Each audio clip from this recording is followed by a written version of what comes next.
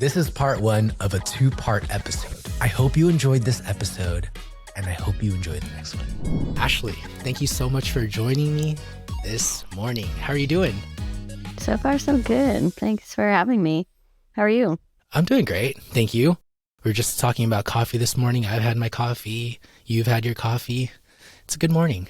Yeah, I'll say. There's one question that I love to start the show with, and there's no right or wrong answer. What's good dough? What's good dough? What is good dough? I guess I'd say life is pretty good dough right now. Tell me more about that. I mean, I guess I feel like I'm a pretty lucky person, and, I have this work-life balance after 6 months of being in business and can't complain. When you say work-life balance, what are your hours at the shop and how much time do you get to kind of take for yourself? It's kind of tough to calculate because I'm not at work. I'm still thinking about it a lot and doing what I can from being far away. I guess I'm there probably at least 40 hours a week, which I guess it doesn't sound like much. It's all relative, I guess. Yeah, I think you come from a background of bread baking. Maybe because of your history, did you used to work longer hours in the past before opening the shop, just out of curiosity? Oh my gosh, yeah. Well, it was also always like more than one job at a time. I mean, I am kind of a workaholic, and sometimes I get a little lost. Like, okay, it's just pizza bones right now. Like that's all I've got going. Like, is there anything else maybe I should do or be doing? Yeah, I'm very used to working. Yeah, I can definitely sometimes feel like when I do have time to just sit, I do feel a little bit of anxiety when it's like, could I be doing something better with my time than just relaxing? I found that it's so important. Like, I'm lucky to just have gotten a dog within the last year or so. And this dude loves to sleep in my garage on a beanbag. And then like every hour and a half, he'll just naturally come to me and like paw at me. And it's like, okay, time for a break, versus just like hounding through editing content. And I'm like, yo, thank you. I needed that. Yes, my rock, my angel. I know. I just got a kitten a couple months ago, and I'm mildly worried that he'll come and like stomp on my keyboard or something during this podcast. Nonetheless, I love him more than anything. Tell me more about your life pre-Pizza Bones, because you are the owner and operator of Pizza Bones. You just recently opened up in Richmond, Virginia, but you, from your Instagram, were a lover of pizza and a lover of baking.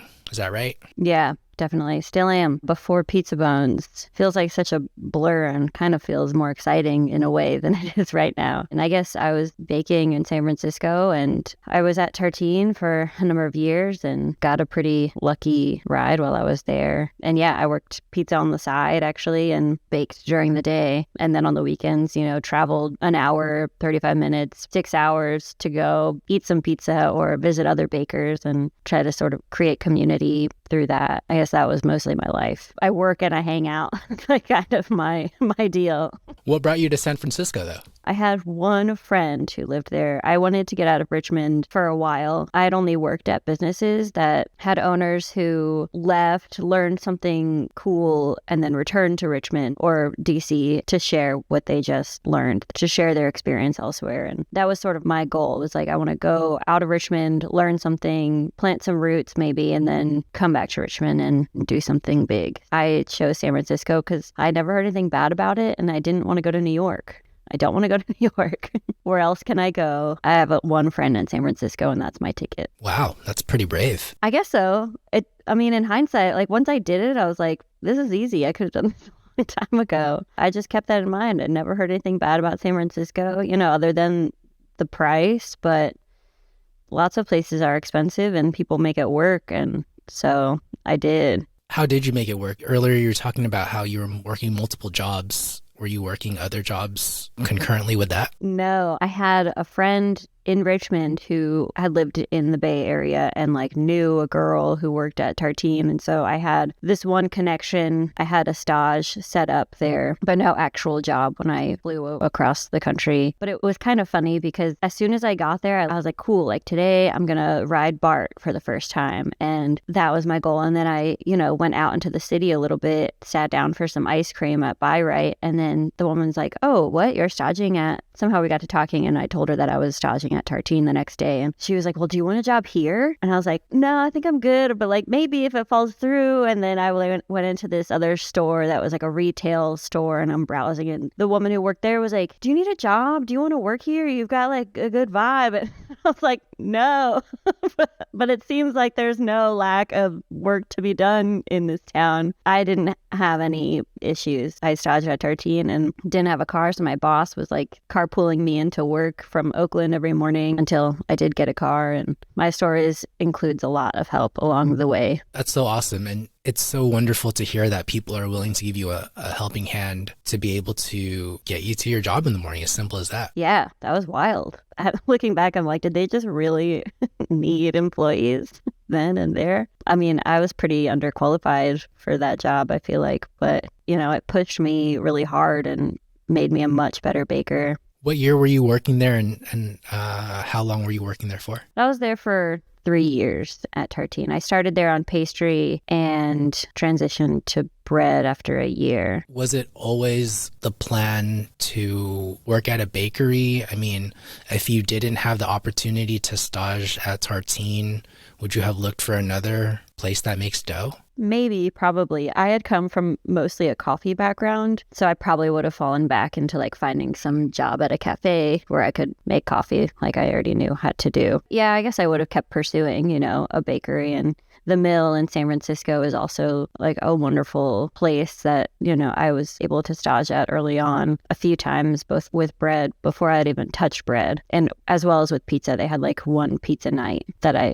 got to help out with a couple times. What were some of the things that you learned at Tartine that were just, oh my goodness, I can't believe I haven't been doing this before. Oh my goodness, I need to apply this to my bread making, my pizza making. I remember first making bread and just like being in awe. I was like, all we're putting into this mixer is water, levain, flour, salt. Like that's it. And then the next day we bake it, and just being like, what magic is this mixing bowl, And it was every day. It was just a really incredible thing for me to mull over. Tartine allowed me to do more than anything else was just provide access to not only amazing bakers, both in the building and outside the building. It was also like access to flour. We would make what we called fun bread, which was just like a little small mix on the side to see what would happen if we put 100% buckwheat in a basket.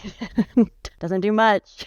That's the way I like to learn, is very hands-on, and I like to make mistakes. And sometimes you get in arguments with coworkers about it, but you learn from it, and hopefully your relationship is stronger with your peers afterwards too. What do you mean? Give me an example of the arguments. I call them my bread family, everyone that I got to work with there. And it's tough. I feel like bread is tough because everyone has their own experience with it. And so we all kind of I feel like it's almost like a false sense of confidence. Like we know the motions, but we don't always know why it does what it does, why it rises the way it does, or why the holes are sometimes bigger some days than other days. And so I feel like there was sort of not confrontation, but some roughness, I guess, about opinions on like, if you touch it this way, it'll turn out better or worse. And so that's kind of a roundabout way of trying not to tell, okay, so I'm training at Tartine and on bread, and I'm getting frustrated with my friend who's training me because he's very more type A and I'm not. And so he keeps like coming behind me and like feeling everything, like touching the water temperature and tugging on the dough and just like checking behind me. And now that I am a boss, I'm like, I try very actively like not to sort of micromanage, or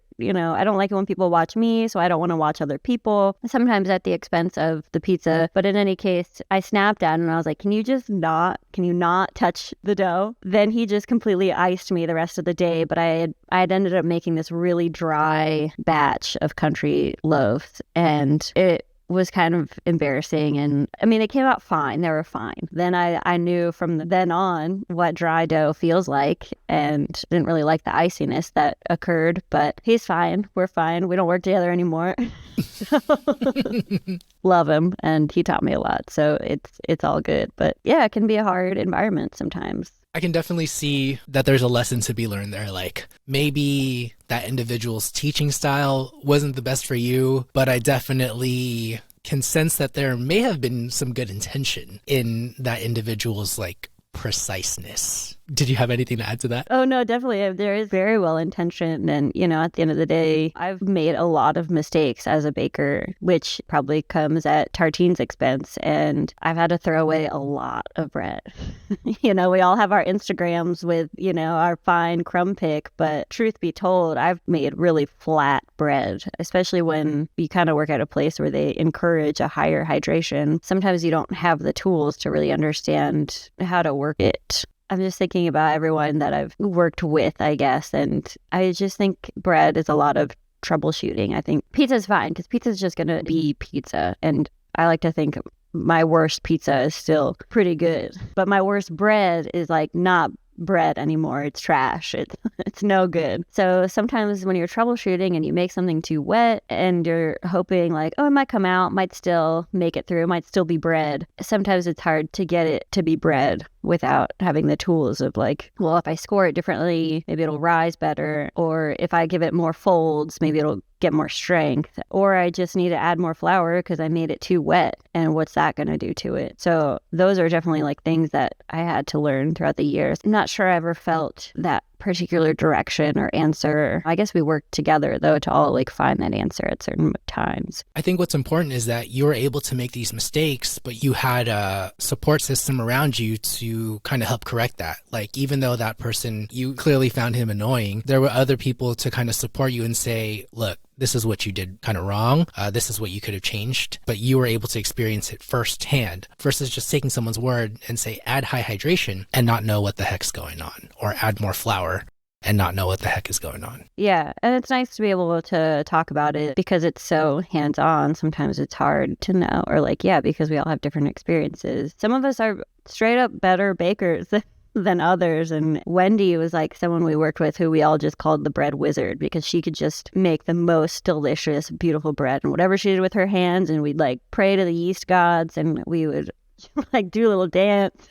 She makes incredible bread, and she always will. Not an easy thing to teach or show or learn. Do you think that Wendy's kind of bread wizardry came from just like practice or natural talent? I think with cooking and with baking, there's a definite taste to an intuition. I think you definitely have to learn certain skills and techniques and things, but then how you take in those and then use them, I think really change the flavor of anything you make. Thus, it's a combination of both. She's great. Yeah, you have to have both. Are you looking to make the most delicious pizza? Well, listen up because I have an important message for you. A lot of pizza makers are using the wrong type of olive oil for their dough. Let me explain. Using commodity olive oil can have a detriment to your pizza, and I'm talking about a huge one. Whether it's rancidity or a nasty smell, you don't want that on your masterpiece. Say goodbye to commodity oil and say hello to Cordo olive oil. Cordo olive oil is the ultimate choice for pizza makers like us. Why? Because they use quality olives, they harvest it at their peak, and they store it securely so that when you purchase the olive oil, it is fresh. Cordo olive oil is the ultimate choice for pizza makers like us because they pick their olives at their peak, they harvest it, and they secure it in a safe way. That way, it's ready for you when you make your purchase. The choice is yours. Do you want an explosion of flavor, or do you want that nasty, bitter taste on top of your pizza or in your dough? Anytime you need some Cordo olive oil, use the link in the show notes or DM me and I'll send you that link personally. I appreciate you for supporting me and my show sponsors. Would you say that, I'm assuming that Tartine is just very, very strict with the qualities of like everything, or just like exactness because of its name and reputation. Is that something you took with you after you left Tartine? Yes and no. So when I worked there, it was just the bakery that existed. And by the time I left, they had multiple locations in Korea and we're just getting LA open. And so by that point, everything was a bit more measured and documented, but it took a little bit to get there because we didn't scale our Levant. Like we walked in to the bakery every morning and just like mixed Levant. I don't know. It was like mix it till it feels like yogurt. We didn't really weigh it even, weigh our batch sizes, but a lot of it was still like dependent on the humidity or the weather, if it was too cold. Yeah, it wasn't really till the manufactory opened that we had to consider. And then the flour changed. They switched to Carton Springs and we're working with the Acor Rojo. And even there, like a lot of learning curves we made a lot of not very good good bread. All of us did. It became, I guess, more technical. I'm not sure where they're at now, but seems to be pretty good. I've admittedly never had it before, but I saw that they have the manufactory. Is that how you say it? And I want to go try their pizza one of these days. Definitely. I mean, I guess you should. You don't know till you know. That's what I always say. Right. So after Tartine, you moved back to RVA, and Pizza Bones was something that you continued to pursue via a pop-up. Yeah. I guess like going back to Tartine for a hot second, we didn't start work until 10 a.m. It was like 10 to 7 was our shift. Very dreamy. And so I'd wake up at like 8, have coffee and work on my business plan, and then go to work and, you know, do it all again the next day. So I was aiming for Pizza Bones to be open by 2020. It was like my long end game goal. So that's why I moved back. To me, it was 2019. So I figured I'd like hit the ground running, move back to Richmond, look for space, get a space, and open. But even before COVID, finding a location was really tricky. Every place, I don't know about other towns, but a lot of the buildings in Richmond are either run down and need a ton of work, or they're owned by some company who's like willing to put the money in, but then you're on the hook for thousands of dollars for rent every month. And my budget was little to none. I did end up finding a space March of 2020. I signed the lease in May, got the keys in June, all like while things are all shut down. But no one knew how long they would be shut down for. And there's a bar in town who was shutting down, and they have a kitchen. And so they asked me to come. They were like, we're going to do different pop-ups each night just so that we can use our space and, you know, help everyone out. And so I did pop-ups out of there. I was like, yeah, we'll be open sometime in September. September came and went. Yeah, I was doing pop-ups for a while, both out of there and out of charm school every weekend. Wow, so you had that whole space to yourself, basically. It was kind of like your own restaurant in a sense. Well, I had a space, but it was empty, and I was working out of their kitchens in my, shouldn't say it out loud, but truth be told, my house kitchen, you know. So everything's shutting down, and I'm like, you know, not working anymore. And I have 2 roommates, and I was like, maybe I can just try to make pizza out of my house. And I was like, nothing too big, just, you know, maybe I can do 10 pizzas Friday, 10 pizzas Saturday, 10 pizzas Sunday. Because I'm sharing one fridge with 2 other girls, and they were very supportive. Yeah, so that's what I did. I took orders over Instagram, and initially I started doing delivery. I realized that was like too much. And then I had people come pick up at my house, but I was like, who is going to come to my house in Richmond during a pandemic and just like be cool with picking up a pizza? It turns out a lot of people didn't mind at all. And then I started realizing, okay, well, I can do 15 pizzas Friday and Saturday, not stress out about Sunday, because it was fairly stressful. I had them all timed out. I was like, I can do 2 pizzas per 10 minutes. And I had all these like pickup windows and phone numbers I was writing down and toppings I was writing down. And then, you know, I was like, God forbid I got, you know, one of them burnt or got a hole in it. I had to just like throw a cookie in there and say, I'm sorry. Everyone was really nice. But I was taking all these orders, and I reached a point where I was like, I don't actually know any of these people. Like, they're not just my friends. And I think that was a real qualifier for me, that I'm like, maybe my pizza is like pretty, I mean, I think it's good, and my friends can tell me it's good, but you know, when I have other people who swear by it, like, is what really seals the deal, I think, and what really felt cool. And then I got into charm school. My friends own an ice cream shop. I got really lucky, and I, you know, have a great network and support system in Richmond of other business owners. Is charm school the place that was closed down during the pandemic? There were 2. I know it's confusing. I did 2 pop-ups every weekend at 2 different places for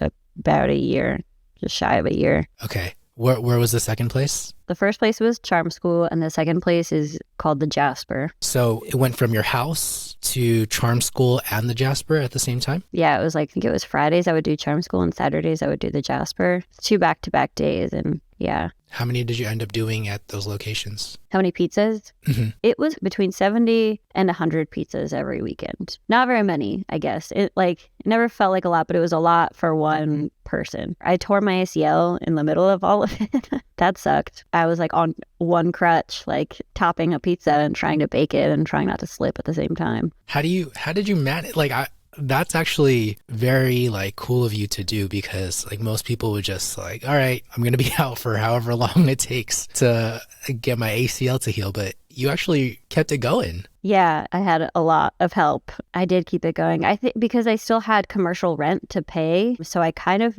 had to, or felt like I had to. I was paying rent on a space that I couldn't use or do anything with yet. I wanted to do it, I guess. You know, there were a couple of weekends I took off, particularly like after the accident happened, but I had hired one girl already who was my helping hand. She was great. She still works with me and I still sing her praises to her face and behind her back, because she approached me early on. I like had my first migraine, and so I was like, what will I do if I can't make pizza? Like if I'm out, then there's no pizza bun, so I need someone else who can fill in for me. And I could only give her like 3 hours a week or something, but she was down and easy and picked everything up really quickly. So then when I tore my ACL, yeah, she was like still in it. And man, managing pop-ups is really hard, like not having everything under the same roof. And I would just like forget something every week. I'm like, I would have to drive back and forth. I'm like in the middle of making pizzas at Charm School and I'm like, we're out of sauce. Like I have to go get a can of tomatoes because I didn't scale this right. I didn't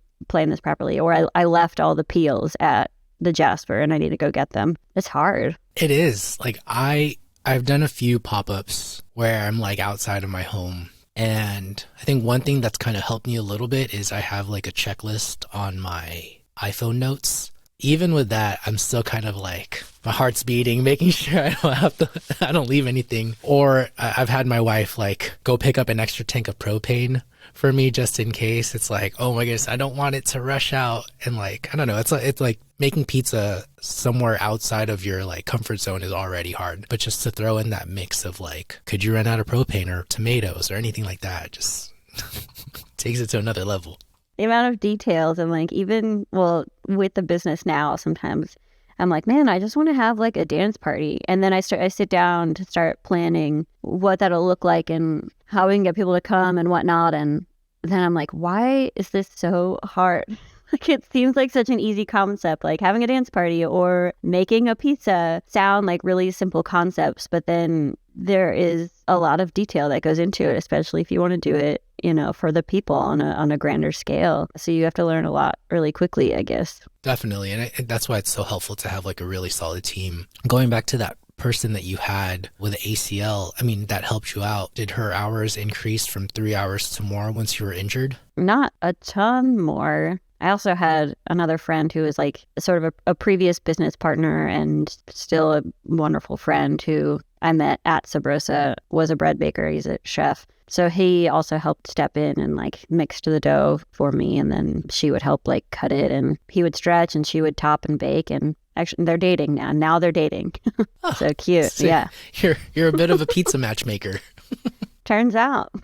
I think what's cool is that like you were still able to run a business in this day and age with, you know, you being injured. Because I imagine like when you're on crutches, like what was your role during the pop-up? Because I imagine like leading up to the pop-up, you're marketing, you're taking pictures, you're posting on Instagram, you're reaching out to customers, but you're also like were you able to like transact the cash or the pickups? A lot of it was through Venmo, and then the Jasper took care of everything else. So it worked out. I don't know. It was mostly just like weird. I remember that first weekend when I wasn't there at service. They did a great job. And I think if there was any issues, they were really small and they figured it out. So what were you limited to doing while you had your ACL torn? Oh, yeah, right. I don't know. I feel like I was making a lot of lists and texting them and was like, this is what we need. Or I could place orders like from bed as well to make sure they had all the produce that they needed, or they would run to the store to get what we needed. They were really like my hands and feet.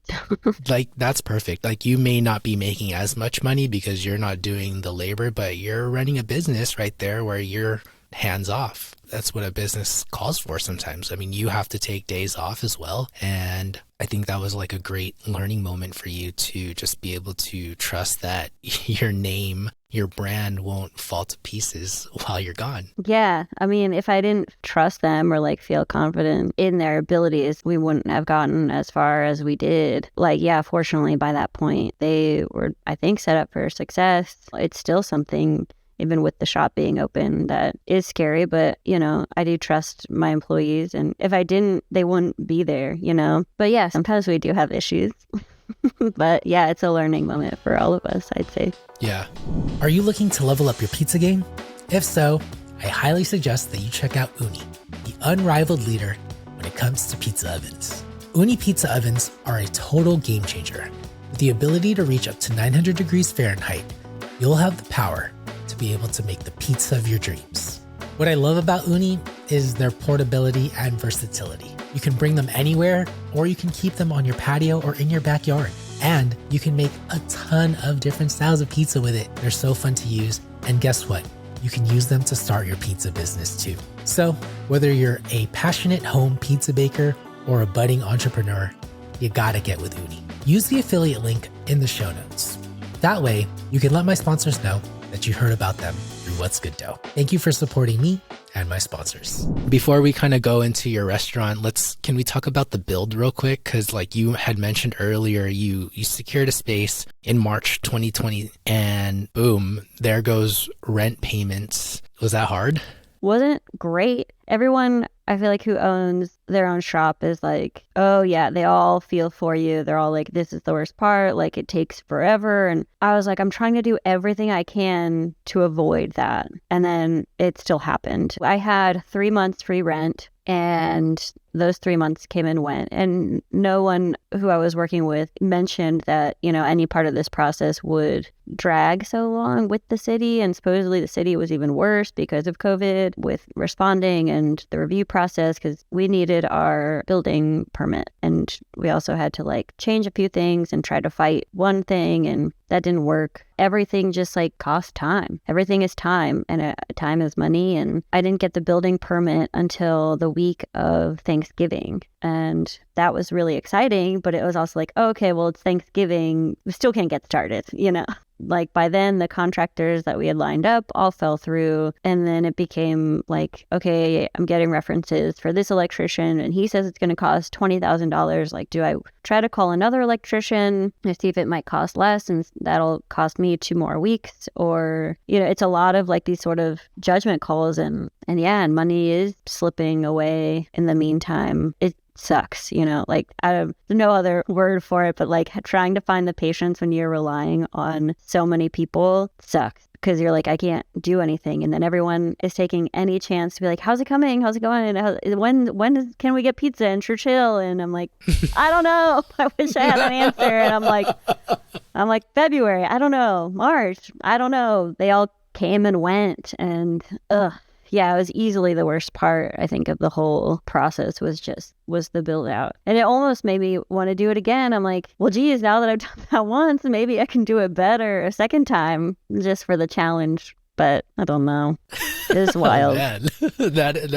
I can't believe that's a different mindset right there, to be I just went through hell for however long. I'm going to go through hell again. That's props to you. Maybe. I mean, we'll see. I guess maybe I'm big talk, but just because didn't know what I was doing. And so I guess I like to think that if I were to do it again, I'd know a little bit more now. That's a natural instinct for sure. Just experience. What went right with the build? It's just time. I think just having the patience, turns out, was the right thing to do. In my opinion, I mean, I don't know if I had knocked on any city hall doors that it would have gone any faster, even though that's, what your impulse is to do. I just feel what went right is that it exists now, and it's not dead before we were able to get there, trying to find a way to bring in income in the meantime and wait it out to a degree. Let's celebrate your patience, because some people don't even make it that far, right? To where you are today. They'll get into a lease and just everything goes south and they drop the ball. And so congrats to you. Thanks. You find a way, there's a will, there's a way. You find a way to make it work. But yeah, I guess part of that is luck too. You can't just fully rely on luck, but you can definitely be appreciative of it if it comes your way. Yeah, right. Sometimes I think it's just the way things line up, and when you go with the flow and, take the punches or, roll along, I think timing is really important. And ideally, and I guess I think of that as luck, things when they fall into place and finding a way. And for sure. I agree. So you have this beautiful build out from what it seems. And it's opening day. How'd you feel? Well, there you have it. I hope you enjoyed that conversation. And if you're wondering when the next part comes out, you got to subscribe or sign up for our email list. That way you get notified when the next episode is coming out. You can subscribe by following the show, or you can sign up for the email list. There is a link in the show notes. Please remember to share this with a friend, especially if you think they're going to benefit from it. Remember to leave a rating, 5 stars if possible. I appreciate you. I love you. Till next time. Peace. Are you the type of listener that wants more content? Do you have suggestions for the type of content that's being made? Maybe you're the type of person who wants to support me as a creator. Well, I'm here to announce that I have started a Patreon. A number of you have been asking about this ever since I started podcasting in 2020. And I'm finally committing to the process of creating a Patreon. I want to create some episodes that are raw, unedited, give my thoughts. I also want to provide bonus content from the episodes that didn't make the final cut. And finally, I want to just have open communication with the listeners. And I promise that if you reach out to me via the Patreon, I'll get back to you as soon as possible, because I know you're going the extra mile to support me, and therefore I'll go the extra mile to support you. So whether you're interested in more content from me, or you just want to support the team over at What's Good Dough, check out the link to my Patreon in the show notes. I'd greatly appreciate it if you signed up. Thank you so much for supporting me. Hey, home pizza makers, what's good dough? It's time for you and me to partner up together and make pizzas for good. How do we do that? You and I will be doing pizza parties nationwide to raise money for Slice Out Hunger. And yes, it is starting now. So if you want to be a part of my team and make pizzas for good, you can register to be a part of Team What's Good Dough. And yes, it is welcome to all bakers, whether you're just starting off or you're a seasoned pop-up pro. Let's make pizza for good together.